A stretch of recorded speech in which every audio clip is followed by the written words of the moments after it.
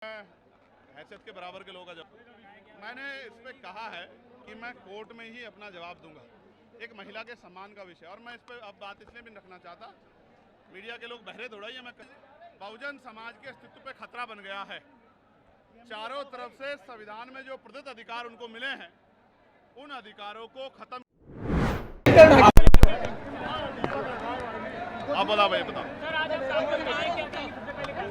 देखिए, ये हमारा 7वां प्रभु सम्मेलन है।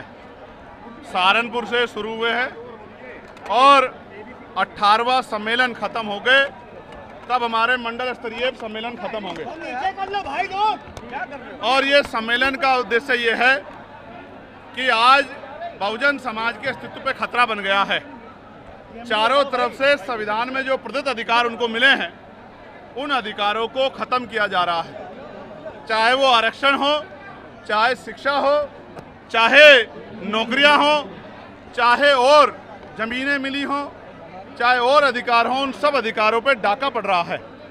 चाहे बिजली के निजीकरण का मामला हो या शिक्षा मित्रों का मामला हो, उनके समायोजन का, चाहे 69,000 शिक्षक भर्ती का मामला हो, तमाम तरह से कमजोर वर्गों के खिलाफ अन्याय किया जा रहा है।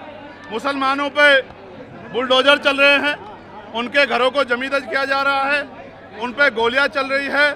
दलित पिछड़े वर्ग के लोगों को मार मार के लटकाया जा रहा है। उनकी बच्चों की अस्मतों पे भी हमला हो रहा है। कानून व्यवस्था खत्म हो चुकी है।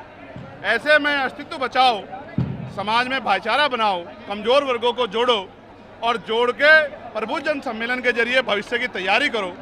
जो 15 साल का सूखा है उसको खत्म करो, राजकाज लाओ और लोगों की समस्या दूर करो। जातिगत जनगणना होनी चाहिए, उसके साथ साथ उसके आखिरी आंकड़े भी जारी होने चाहिए। सिर्फ गणना ही नहीं, किसके पास जमीन है, किसके पास रोजगार है, किसके पास इंडस्ट्री है, किसके पास पैसा है, किसके पास हेलीकॉप्टर है, किसके पास जहाज है, किसके पास 4 पहिया गाड़ी है, किसके पास 2 पहिया गाड़ी है, किस पे पक्का मकान है, किस पे दुकान है और कौन गरीबी में मर रहा है, ये सारी जानकारी सार्वजनिक होनी चाहिए। पंचायत चुनाव बहुत मजबूती से आजाद समाज पार्टी काशीराम और भीम आर्मी लड़ेगी।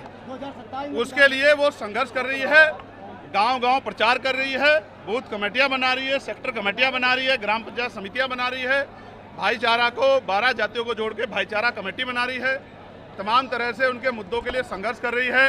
अभी बिजली के निजीकरण पे भी हम लोग और शिक्षा मित्रों के समायोजन पे भी आंदोलन करेंगे। हम लगातार कोशिश कर रहे हैं कि आजाद समाज पार्टी तेजी से आगे बढ़े और उसके जरिए लोगों की समस्याओं का हल हो।